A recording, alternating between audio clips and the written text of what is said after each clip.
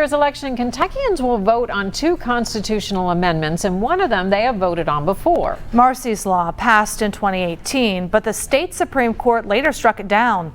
As Local 12's Clancy Burke shows us, it is back on the ballot, but looks much different.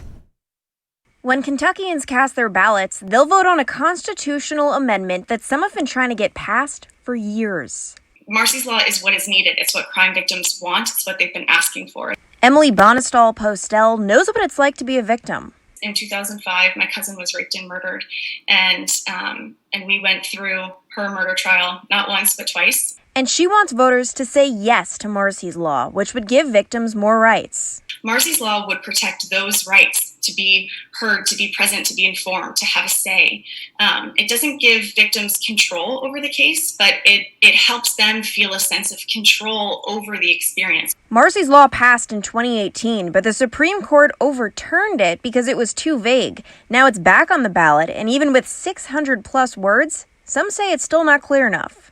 It is, in many ways, an empty promise for victims. It sounds really good, but it just will not have the desired effect. Heather GATNAREK works for the ACLU of Kentucky, and she says it could have unintended consequences, like delaying court processes. What really needs to happen, and what we've argued for all along, I've testified before the legislature to this, is if there's a problem, let's look at what we need to do to fix it. And unfortunately, this amendment just doesn't take that step.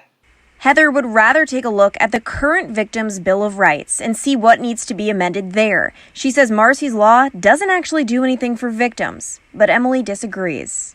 When victims are treated with respect and dignity, when they are heard, when they feel as though their experience in the system was meaningful, that matters more in terms of their sense of healing and justice than the outcome of the case. Clancy Burke, Local 12 News. Folks in Kentucky began early voting in person this Tuesday.